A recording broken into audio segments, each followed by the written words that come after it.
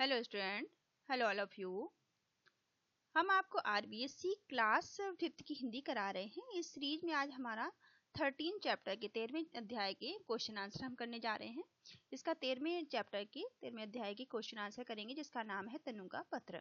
तनु के पत्र के हम क्वेश्चन आंसर देखेंगे। अगर आपने इसका फर्स्ट पार्ट नहीं देखा तो देख लीजिएगा। आइए शुरू करते हैं। पहला प्रश्न आपकी बुक का था, मोबाइल फोन आज के समय में बहुत महत्वपूर्ण है। यह अपनी बात दूर किसी तक पहुंचाने का सबसे प्रमुख साधन है। यह एक साथ कई कार्य करने में सक्षम है। इसकी जो है कई खूबियां भी हैं। आपको आगे इसको लिखकर बताना था, जिसे हमने इसके फर्स्ट पार्ट में डिस्कस भी किया था। तो चलिए देखते हैं मोबाइल की और क्या क्या खूबियां हैं, आप कैसे लिखेंगे। आपको बताना है कि मोबाइल के माध्यम से ऑनलाइन बैंकिंग आप कर सकते हैं, वस्तुओं का क्रय विक्रय कर सकते हैं, चीजें खरीद सकते हैं, बेच सकते हैं। दूर बैठे किसी भी व्यक्ति से को पैसे आप भेज सकते हैं, पैसे मंगवा सकते हैं। ठीक है, पैसे भेजना और मंगवाना आसान हो गया है। इसके माध्यम से आप मनोरंजन भी कर सकते हैं। मनोरंजन का भी महत्वपूर्ण ये साधन है। मोबाइल का उपयोग करके ऑनलाइन शिक्षा भी प्राप्त की जा सकती है। ऑनलाइन आप पढ़ाई भी कर सकते हैं इसका उपयोग करके। क्वेश्चन नंबर दूसरा है, आपने लोगों को सोशल मीडिया का उपयोग करते हुए देखा होगा। वे सोशल मीडिया का क्या क्या उपयोग करते हैं, ये आपको बताना है। तो सोशल मीडिया का उपयोग अनेक तरह से किया जाता है, जैसे जानकारी साझा करना, लोगों से जुड़ना, मनोरंजन करना, व्यावसायिक उद्देश्यों के लिए अपने व्यवसाय की ब्रांडिंग करना, विपणन करना और ग्राहकों को सेवा प्रदान करना। जैसे आप सोशल मीडिया के माध्यम से बहुत सारे काम कर सकते हैं। आप अपने हिसाब से भी इसे लिख सकते हैं। आप सोशल मीडिया के माध्यम से एडवर्टाइजमेंट कर सकते हैं, अपनी जानकारी को साझा कर सकते हैं, मनोरंजन कर सकते हैं। आइए और देखते हैं क्या क्या है। तनु ने अपनी मामी जी को पत्र क्यों लिखा था। आपको बताना है तनु ने अपनी मामी जी को पत्र क्यों लिखा था। इसमें आप बता सकते हैं, तनु ने अपनी मामी जी को अपनी यात्रा के अनुभव साझा करने के लिए पत्र लिखा था। तनु थी, वो एक गांव का भ्रमण करने गई थी अपने स्कूल की तरफ से, विद्यालय की तरफ से। तो उसी को अपनी यात्रा के अनुभव जो उनके थे उसके विषय में उन्हें अपनी मामी जी को साझा किए थे उन्होंने अपनी मामी जी से। सेकेंड क्वेश्चन है, मोलेला गांव क्यों प्रसिद्ध था। मोलेला गांव में जो तनु भ्रमण करने गई थी, घूमने गई थी, तो आपको उसको बताना है कि मोलेला गांव जो है वो क्यों प्रसिद्ध था। तो मोलेला गांव मिट्टी की कलाकृतियों के लिए प्रसिद्ध है। यहाँ के कलाकार सुंदर और विविध प्रकार की मिट्टी की मूर्तियां बनाते हैं।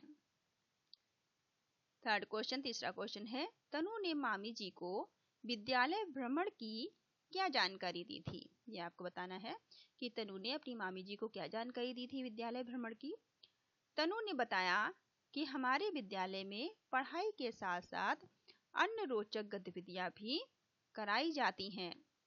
शीतकालीन छुट्टियों में विद्यालय की प्राचार्या महोदय हमें मोलेला गांव में के भ्रमण पर ले गईं। उन्होंने बताया कि हमारी जो प्रिंसिपल मैडम है वो हमें शीतकालीन छुट्टियों में मोलेला गांव के भ्रमण पर ले गई, घुमाने के लिए ले गई। यहाँ बनाई गई मिट्टी की कलाकृतियां बहुत प्रसिद्ध हैं। जो मोलेला गांव है वहां पे बनाई गई मिट्टी की मूर्तियां जो हैं बहुत प्रसिद्ध हैं, जिन्हें टेराकोटा के नाम से जाना जाता है। किसके नाम से जाना जाता है? टेराकोटा के नाम से। चौथा प्रश्न है, यदि आपको पत्र लिखना हो तो किसे लिखेंगे और क्या जानकारी देना चाहेंगी, ये आपको बताना है। ठीक है, इसको आप अपने हिसाब से लिख सकते हैं। कैसे लिखेंगे? उत्तर देखिए, मैं अपनी दादी जी को पत्र लिखूंगा। आप किसी को भी लिख सकते हैं, उनका नाम लिख दीजिएगा, और उन्हें अपनी स्कूल यात्रा, अध्यापकों और दोस्तों के बारे में जानकारी दूंगा। ऐसे आप लिख सकते हैं। पांचवा प्रश्न है, मिट्टी के बर्तन पर्यावरण संरक्षण में कैसे उपयोगी हो सकते हैं, चर्चा कीजिए। मिट्टी के बर्तनों के विषय में आपको बताना है कि पर्यावरण संरक्षण में किस तरह से उपयोगी हो सकते हैं। तो उत्तर में आप लिख सकते हैं, मिट्टी के बर्तन पर्यावरण संरक्षण में बहुत उपयोगी होते हैं, क्योंकि मिट्टी के बर्तन प्लास्टिक या धातु के बर्तनों की तुलना में बहुत ही आसानी से प्राकृतिक रूप से विघटित हो जाते हैं और पर्यावरण को प्रदूषण नहीं करते हैं। पर्यावरण को हमें प्रदूषित से बचा लेते हैं, हमारे प्रदूषण से बचाते हैं हमारे पर्यावरण को। मिट्टी के बर्तन स्वास्थ्य के लिए भी लाभकारी होते हैं क्योंकि इन बर्तनों में खाना पकाने में खाद्य पदार्थों में कई महत्वपूर्ण खनिज मिल जाते हैं, जैसे आयरन, फास्फोरस, कैल्शियम, मैग्नीशियम इत्यादि। तो इसलिए मिट्टी के बर्तन जो हैं हमारे स्वास्थ्य के लिए भी उपयोगी होते हैं और हमारे पर्यावरण के लिए भी ये बहुत ज़्यादा उपयोगी है। अब देखते हैं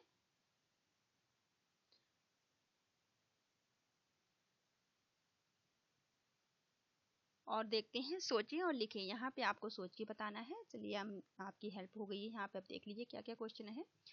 तनु ने अपने पत्र में मोलेला गांव के बारे में क्या बताया है। तनु ने अपने पत्र में जो मोलेला गांव है उसके विषय में क्या बताया है, ये आपको अपने शब्दों में लिखना है। तो आप ऐसे लिख सकते हैं, तनु ने मोलेला गांव के कलाकारों और उनकी मिट्टी की मूर्तियों के बारे में बताया है। उन्होंने ये भी बताया कि कैसे यह गांव इस कला के लिए प्रसिद्ध है और वहाँ के यात्री कितनी रोचक मूर्तियाँ बनाते हैं। वहाँ के जो लोग हैं वो कितनी, वहाँ की जो यात्रा है, तनु घूमने गई थी तो उन्होंने बताया कि वहाँ की यात्रा जो है वो उनके लिए कितनी रोचक रही है। दूसरा क्वेश्चन है, मोलेला गांव के बुजुर्गों, जो मोलेला गांव के जो बुजुर्ग हैं वो लोग क्यों चिंतित थे, वो क्यों चिंतित हैं, क्या उनकी चिंता सही है, अपने जवाब में आपको बताना है। तो मोलेला गांव के बुजुर्ग चिंतित हैं क्योंकि उनकी चिंता यह है कि नई पीढ़ी मूर्ति कला जैसे परंपरागत कला में रुचि नहीं ले रही है, क्योंकि नई पीढ़ी जो है वो इस तरह की कला में रुचि नहीं ले रही है। यह चिंता बिल्कुल सही है, क्योंकि अगर वो, उनकी चिंता जो है अपनी जगह बिल्कुल सही है, क्योंकि यदि नई पीढ़ी इस कला को नहीं सीखेगी तो ये अद्भुत और सांस्कृतिक विरासत धीरे धीरे समाप्त हो जाएगी। ठीक है, अगर इसे लोग सीखेंगे नहीं, इसे उपयोग में नहीं लेंगे तो क्या होगा, ये जो है वो समाप्त हो जाएगी, खत्म हो जाएगी, लोग इसे भूल जाएंगे। तीसरा क्वेश्चन है, मोलेला गांव के लोगों के लिए जीवन यापन करना मुश्किल क्यों रहा है। ये आपको बताना है कि उनके लिए जीवन यापन करना मुश्किल क्यों रहा है। तो मोलेला गांव के लोगों के लिए जीवन यापन इसलिए मुश्किल है क्योंकि मिट्टी की मूर्तियों की बिक्री केवल कुछ विशेष त्योहारों तक सीमित है। बाकी समय में वे लोग बेरोजगार हैं, जिससे उन्हें आर्थिक कठिनाई का सामना करना पड़ता है। ठीक है, उनका जो काम है वो कुछ समय चलता है, बाकी समय बंद रहता है, इसलिए वो आर्थिक संकट से जूझ रहे हैं। और देखते हैं चौथा प्रश्न। चौथा क्वेश्चन कहता है कि पत्र जो है, आप जब पत्र भेजते हैं वो सही जगह पर पहुंचे, इसके लिए क्या जरूरी है, ये आपको बताना है इसमें कि पत्र सही जगह पर पहुंचे इसके लिए जरूरी है सही पता लिखा जाए। अगर आप पता, अपना एड्रेस सही नहीं लिखेंगे तो आपका जो पत्र है वो सही जगह नहीं पहुंच पाएगा। इसमें व्यक्ति का नाम, मकान नंबर, गली मोहल्ला का नाम, शहर का नाम तथा पिन कोड लिखना होता है। ठीक है, जब भी आप किसी को पत्र लिखें तो आपको उसका एड्रेस, उसका पता आपको सही से लिखना है। आपको उस व्यक्ति का नाम लिखना है, वहाँ का मकान नंबर लिखना है, गली या मोहल्ला जो भी उसे लिखना है, और शहर का नाम और पिन कोड आपको लिखना है। नीचे कुछ पते लिखे हैं जिनमें कुछ जानकारी दी हुई है। देखिए यहाँ पर कुछ पते हैं, वो आप देख सकते हैं। देखिए यहाँ पर लिखे हुए हैं, जैसे उत्तर में रजत 07 इंद्रनगर जालोर, पिन नंबर यहाँ पर दिया गया है। तो आपको इस तरह से एड्रेस आपको लिखने हैं, देख लीजिएगा। कनिका पोस्ट ऑफिस, और पोस्ट ऑफिस वाली गली, मकान नंबर, और आपका जो शहर है शाहपुरा जयपुर, और जयपुर का ये कोड नंबर है। ऐसे ही दलजीत, मकान नंबर 21, मोहल्ले का नाम रामनगर चूरू, और ये आपका पिन कोड लिखा हुआ है। इसी तरह से आपको सारे एड्रेस, जो भी जहां आप पत्र भेज रहे हैं वहां पे आपको सही सही एड्रेस लिखना जरूरी है। ठीक है, क्वेश्चन नंबर 5 देख लीजिए। आपने तनु का पत्र पढ़ा। ठीक है, हमने तनु का पत्र देखा था। उसमें स्कूल में कई प्राचार्य महोदय आई थी, जो नई प्राचार्य महोदय आई थी, उनकी नई प्रिंसिपल आई थी, प्रिंसिपल मैडम आई थी, यह एक सूचना है। जब आपके स्कूल में कोई नई टीचर, नई प्रिंसिपल आते हैं, तो जब आप किसी को बता रहे हैं तो वो एक तरह सूचना हो जाती है, जानकारी है। ऐसे ही और जानकारी, कौन सी सूचनाएं तनु ने पत्र में लिखी और क्या क्या जानकारी तनु ने पत्र में लिखी थी अपनी मामी के लिए, तो आप बताएंगे कि सूचना हमारे विद्यालय में पढ़ाई के साथ साथ अन्य रोचक गतिविधियां भी कराई जाती हैं। उन्होंने अपनी मामी को बताया था कि हमारे विद्यालय में पढ़ाई के साथ साथ दूसरी गतिविधियां भी कराई जाती हैं। कुछ वर्ष पूर्व इस गांव में और मोहनलाल जी की जो मोहनलाल जी हैं उनको राष्ट्रपति जी से पुरस्कार मिला था। जिस गांव में वो घूमने गई थी, भ्रमण पर गई थी, तो उन्होंने बताया था, उनको जानकारी दी थी कि जो वहां पर मोहनलाल जी हैं उन्हें राष्ट्रपति ने पुरस्कृत भी किया था, उन्हें राष्ट्रपति जी से पुरस्कार मिला था। तो इस तरह से आप चीजों को बता सकते हैं। चलिए और देखते हैं। आपने अपने आसपास काम करने वाले कारीगरों की सूची बनाइए। यहाँ पे आपको एक सूची बनानी है जो भी आपके आसपास लोग काम करते हैं, जैसे कि कारीगर का नाम आप लिखेंगे, कौन सी सामग्री वो बनाते हैं और सामग्री का वो उपयोग कैसे करते हैं। और जैसे बढ़ई के बारे में बताना है आपको, लोहार के बारे में और सुनार के बारे में। ठीक है, ये आपको 3-4 कारीगरों के बारे में बताना है। तो आप कैसे बताएंगे? कारीगर जैसे बढ़ई किससे काम करते हैं? वो लकड़ी का उपयोग करते हैं, लकड़ी से निर्मित, लकड़ी से वस्तुओं को बनाते हैं और जीवन सुविधाजनक और आसान बनाती हैं। जो वो बढ़ई जो सामान, जैसे आपकी कुर्सी हो गई, बेड हो गया, लकड़ी से जो भी वो चीजें बनाते हैं वो हमारे जीवन को आसान बनाती हैं चीजें। लोहार जो होते हैं लोहे से निर्मित वस्तुएं बनाते हैं, वो लोहे का उपयोग करके बनाते हैं। घर हैं और व्यवसाय हेतु बेहतर उपयोगी हैं। लोहे की चीजें हमारे घरों में उपयोग आती हैं और हमारे व्यवसाय में भी।